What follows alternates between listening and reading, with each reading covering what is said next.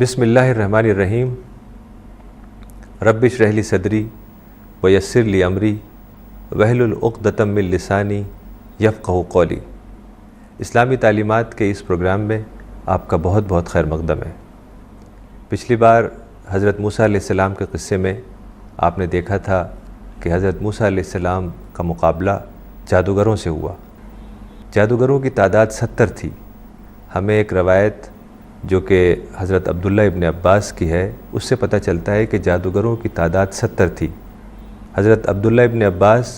Profit محمد صلی اللہ علیہ وسلم کے کزن تھے، چچا زاد بھائی تھے، اور رسول اللہ نے ان کے بارے میں بڑی اچھی دعا کی تھی کہ اللہ تعالیٰ عبداللہ ابن عباس کو قرآن کے سمجھنے کی توفیق عطا فرمائے۔ تو اسی کا یہ نتیجہ ہوا کہ حضرت عبداللہ ابن عباس نے قرآن کو سمجھا اور بہت ہی گہرے اس کے معنی لوگوں کو بتائے۔ ایک طریقے سے وہ قرآن کے مفسر بن گئے۔ تو ایک طرف 70 جادوگر اور دوسری طرف 2 لوگ، یعنی حضرت موسیٰ علیہ السلام اور ان کے بھائی حضرت ہارون علیہ السلام۔ تو جب مقابلہ ہوا تو سارے جادوگر ہار گئے، اور جادوگر جادو کے فن کو جانتے تھے، اس لیے ان کو فوراً اندازہ ہو گیا کہ یہ جادو نہیں ہے بلکہ معجزہ ہے۔ جو چیز حضرت موسیٰ علیہ السلام نے دکھائی تھی وہ جادو نہیں تھا بلکہ وہ معجزہ تھا، یعنی میریکل تھا۔ تو اس وجہ سے سارے جادوگر فوراً ایمان لے آئے اور وہ سجدے میں گر گئے۔ وہ بولے کہ ہم رب العالمین کے اوپر ایمان لاتے ہیں، موسیٰ اور ہارون کے رب پر۔ یہ دیکھ کر فرعون بہت ہی غصہ ہو گیا، چونکہ وہ زمانہ ریلیجس پرسیکیوشن کا زمانہ تھا۔ بادشاہ کا جو مذہب ہوتا تھا وہی مذہب سب کو اختیار کرنا پڑتا تھا۔ تو بادشاہ نے جب یہ دیکھا کہ سارے جادوگر ایمان لے آئے تو وہ بولا کہ میں تمہارے ہاتھ اور پیر کٹواؤں گا اور تمہیں سولی پہ لٹکاؤں گا۔ تو جادوگروں نے فرعون سے کچھ نہیں کہا بلکہ اس کو دعوت دی۔ کوئی برا بھلا نہیں انہوں نے کہا، چونکہ جو داعی ہوتا ہے، جس کو قرآن کا میسیج لوگوں تک پہنچانا ہوتا ہے، وہ خیرخواہ ہوتا ہے، لوگوں کا ویل وشر ہوتا ہے۔ تو یہ جادوگر چونکہ ان کے اوپر حقیقت کھل گئی تھی، ریئلٹی کھل گئی تھی، تو انہوں نے فرعون کو دعوت دی، سارے لوگوں کو دعوت دی، آخرت کے بارے میں بتایا، جنت اور جہنم کے بارے میں بتایا، اور پھر بڑی گہری دعا ان کے منہ سے نکلی، ربنا افرغ علینا صبرا وتوفنا مسلمین، کہ اے ہمارے رب ہمارے اوپر صبر انڈیل دے اور ہماری موت اس حالت میں ہو کہ ہم ایمان پر قائم رہیں۔ تو جب بندہ خدا سے بہت قریب ہوتا ہے تو اللہ تعالیٰ کے فیضانات اسے ملنے لگتے ہیں، انسپریشنز اسے ملنے لگتے ہیں۔ تو اس طرح کی دعا جو جادوگروں کے منہ سے نکلی، ربنا افرغ علینا صبرا وتوفنا مسلمین، یہ وہی انسپریشن والی دعا ہے، الہامی دعا ہے، روحانی دعا ہے۔ تو پھر فرعون نے بنی اسرائیل کے اوپر اور مظالم بڑھا دیے، ظلم اور ڈھانے لگا، حضرت موسیٰ علیہ السلام کو پریشان کرنے لگا۔ تو اللہ تعالیٰ نے حکم دیا حضرت موسیٰ علیہ السلام کو کہ تم اپنے ساتھیوں سے کہو کہ وہ اپنے گھروں کو مسجد بنا لیں، یعنی گھروں کو نماز پڑھنے کی جگہ بنا لیں۔ نماز کیا ہے؟ نماز کو قرآن میں کہا گیا ہے وَأَقِمِ الصَّلَاةَ لِذِكْرِي، کہ میری یاد کے لیے نماز قائم کرو۔ یعنی جب ایک انسان سوچتا ہے کہ کیسے انسان پیدا ہوا، کیسے اس کو اللہ تعالیٰ نے وجود بخشا، کیسے اللہ تعالیٰ نے اس کو ایگزسٹنس دیا، وہ ایک نان ایگزسٹنٹ اینٹیٹی تھا، کیسے اللہ تعالیٰ نے یہ جسم عطا کیا، کیسے وہ پیدا ہوا، کیسے وہ بڑا ہوا، کیسے اس دنیا میں ساری چیزیں موجود ہیں، ہوا، پانی،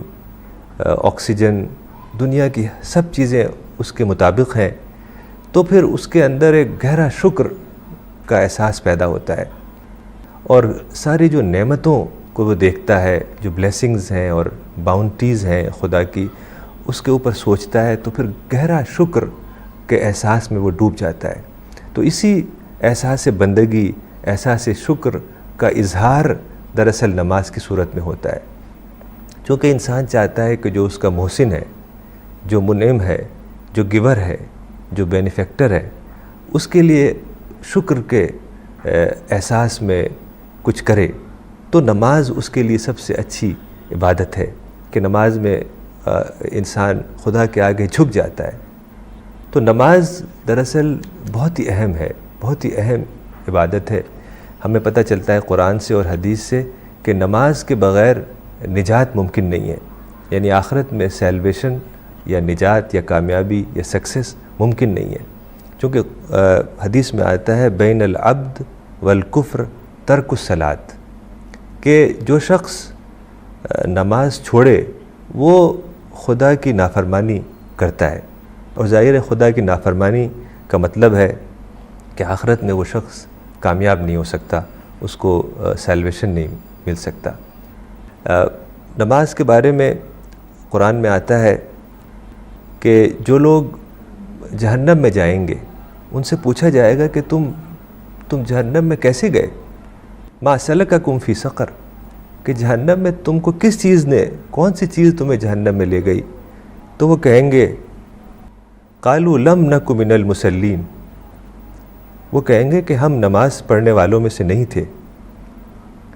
ایسے ہی قرآن میں آیا قد افلح المؤمنون الذین هم فی صلاتہم خاشعون، کہ وہ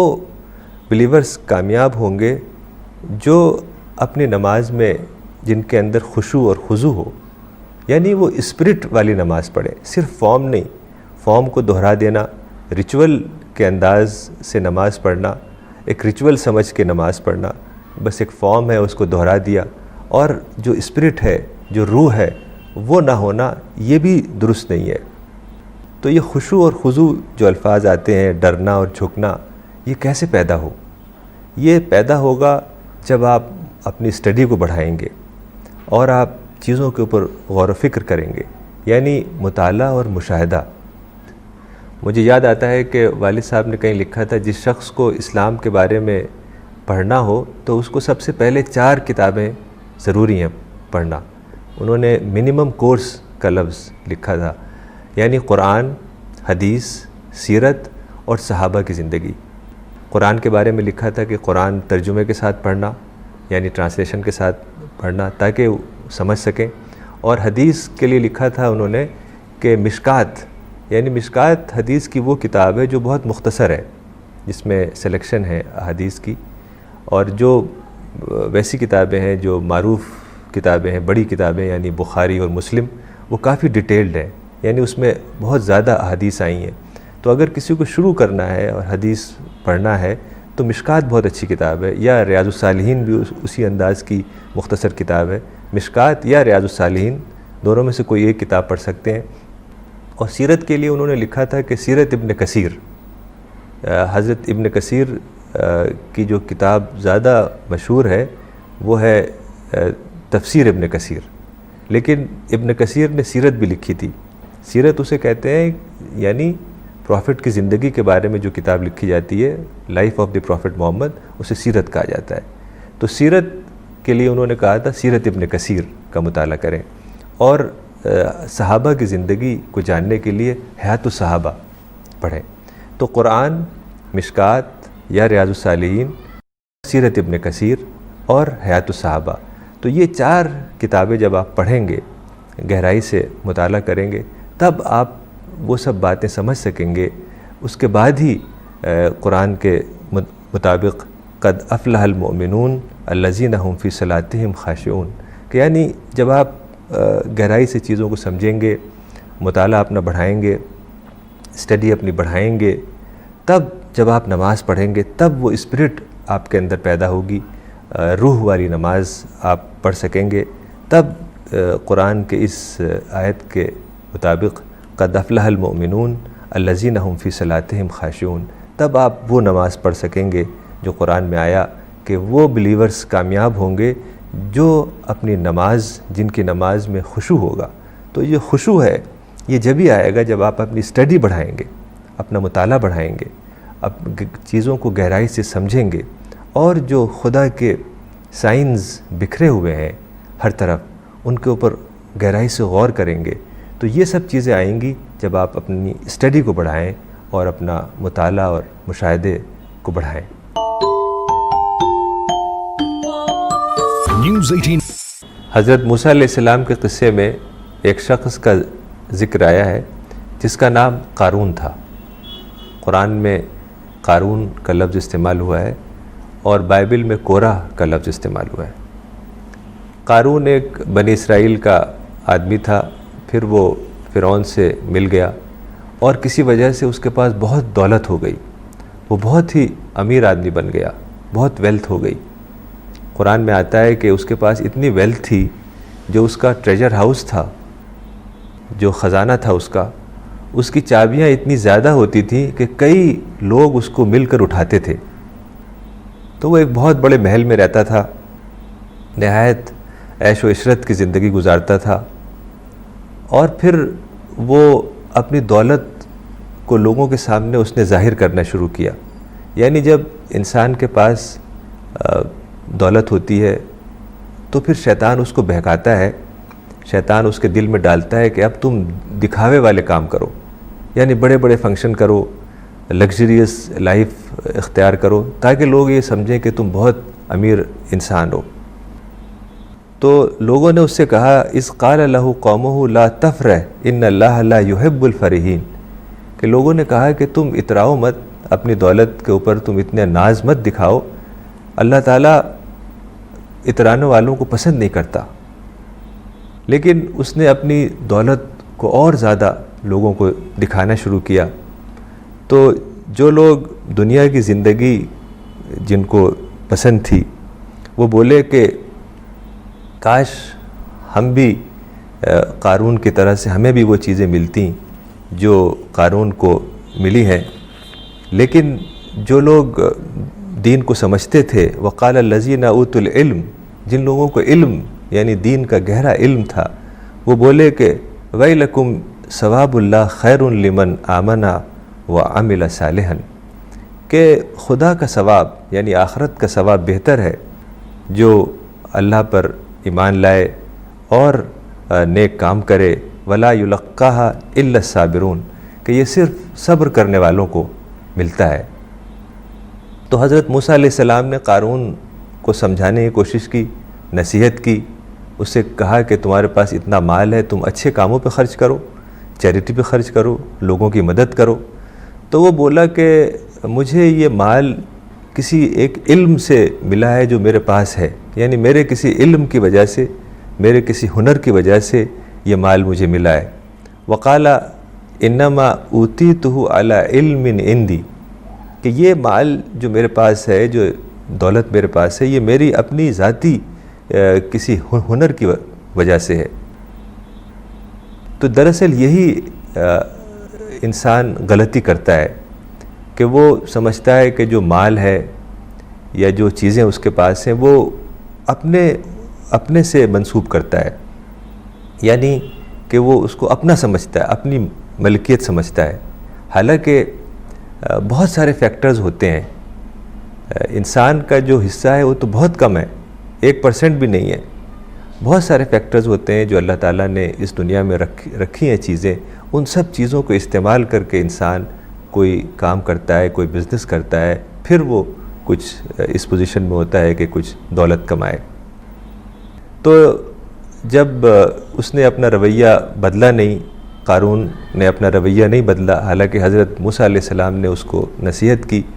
تو ایک دن ایسا ہوا کہ ایک بہت بڑا زلزلہ آیا، اور اس زلزلے میں قارون کا محل زمین میں دھس گیا اور وہ خود بھی زمین میں دھس گیا اور اس کی موت ہو گئی۔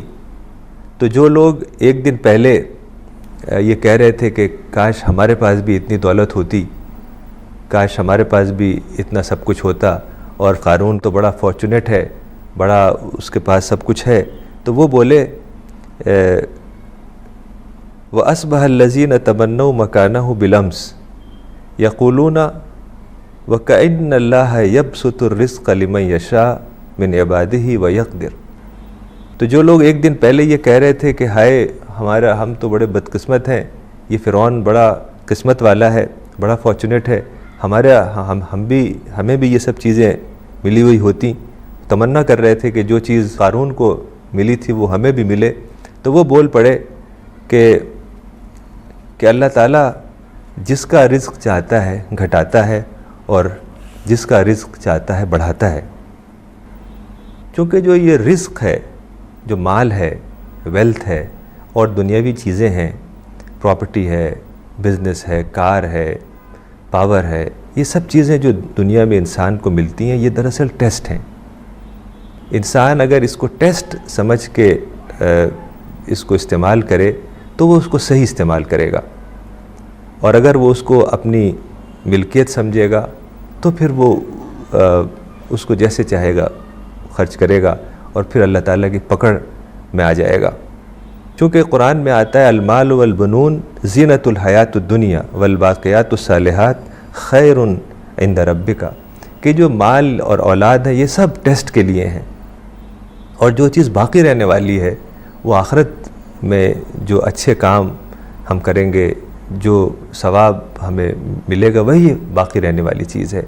تو دنیا کی ساری چیزیں دراصل ٹیسٹ ہیں، اور قرآن میں آتا ہے کلوا واشربوا ولا تسرفوا انہ لا یحب المسرفون، کہ اللہ تعالیٰ ویسٹ کرنے والوں کو، جو لوگ فضول خرچی کرتے ہیں، ان کو پسند نہیں کرتا ہے۔ اور قرآن میں اس کو کہا گیا ہے ان المبذرین کانوا اخوان الشیاطین، کہ جو ویسٹ کرنے والے لوگ ہیں، جو پیسے کو ویسٹ کرتے ہیں، بڑے بڑے شادیوں میں فنکشن کرتے ہیں اور اس طریقے سے دکھانے والی چیزوں پر، دکھاوے کے اوپر خرچ کرتے ہیں، وہ سب قرآن کے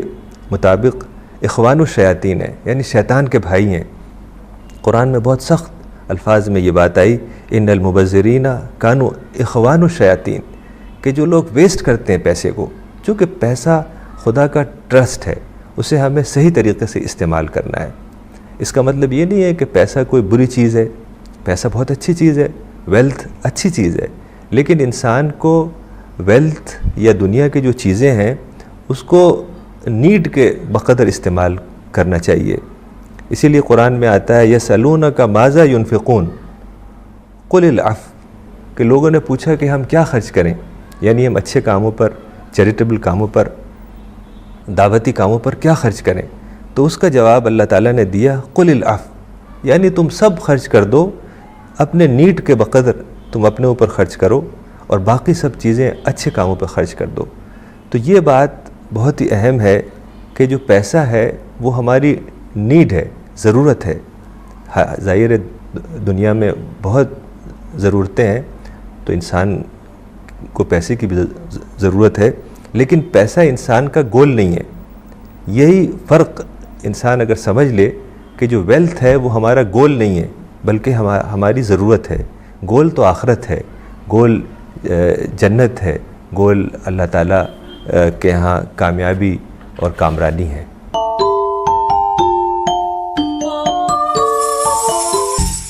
سبق ملتا ہے کہ ہمیں مال کو بہت ہی احتیاط کے ساتھ خرچ کرنا ہے۔ حدیث میں آتا ہے کہ قیامت میں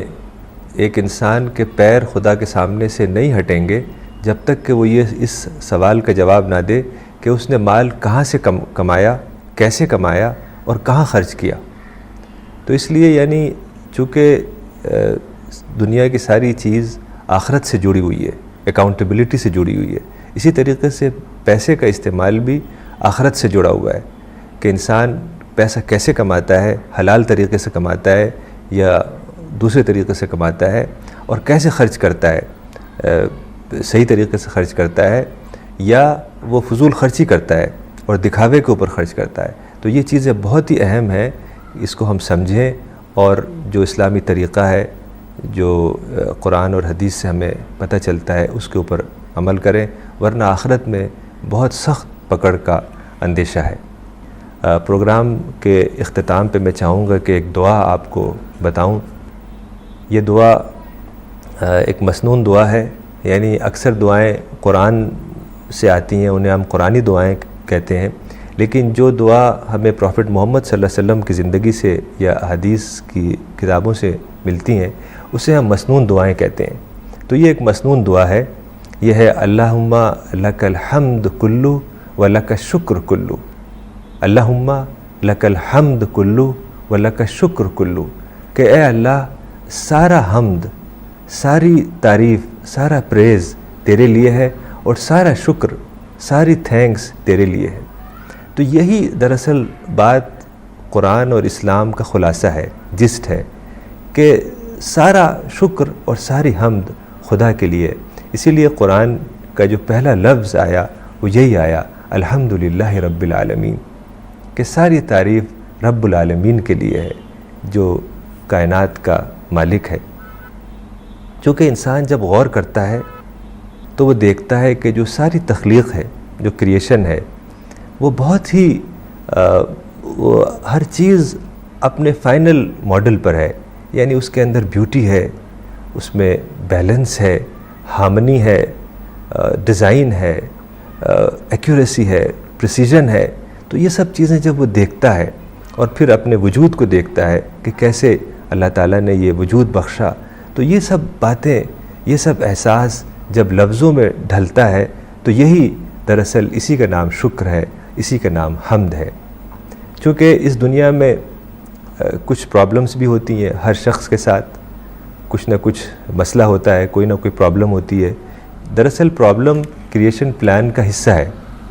چونکہ اللہ تعالیٰ ہر حال میں انسان کو ٹیسٹ کرتا ہے، تو کچھ نہ کچھ پرابلمز بھی رہیں گی۔ ایسا نہیں کہ سب چیز اسموتھ چلتی رہے، ایسا کبھی نہیں ہوگا، کسی کے ساتھ ایسا نہیں ہوتا۔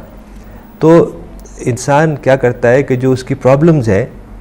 حالانکہ وہ بہت کم ہوتی ہیں، اگر وہ دیکھے تو پرابلم جو زندگی میں انسان کی وہ 1% یا اس سے بھی کم ہے، لیکن جو اور چیزیں اسے ملی ہوئی ہیں وہ 99% یا اس سے بھی زیادہ ہیں، لیکن وہ 1% پہ ہی کنسنٹریٹ کرتا ہے۔ چونکہ شیطان کا یہ طریقہ ہے کہ وہ انسان کو جو چیز نہیں اس کو ملی ہوئی ہوتی ہے وہ یاد دلاتا ہے، اور جو چیز اس کو ملی ہوئی ہوتی ہے وہ بھلاتا ہے۔ قرآن میں آتا ہے وَلَا تَجِدُ أَكْثَرُهُمْ شَاكِرِينَ، شیطان نے اللہ تعالیٰ سے کہا کہ میں لوگوں کے سامنے سے آؤں گا، رائٹ سے آؤں گا، لیفٹ سے آؤں گا، آگے سے آؤں گا، اوپر سے آؤں گا، نیچے سے آؤں گا، ہر طرف سے آؤں گا، اور بہت کم لوگوں کو تو شکر گزار پائے گا،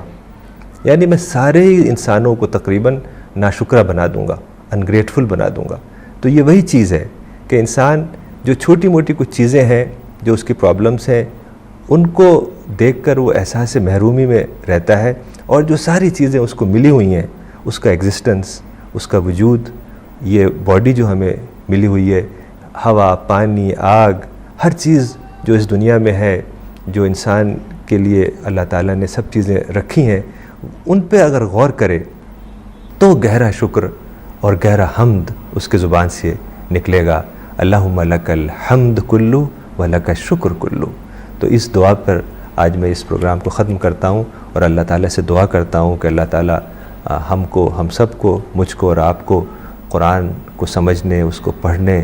اور اس کے اوپر عمل کرنے کی توفیق عطا فرمائے، اور قرآن کے پیغام کو سارے ہی انسانوں تک پہنچانے میں ہماری مدد فرمائے۔ وآخر دعوانا ان الحمد للہ رب العالمین۔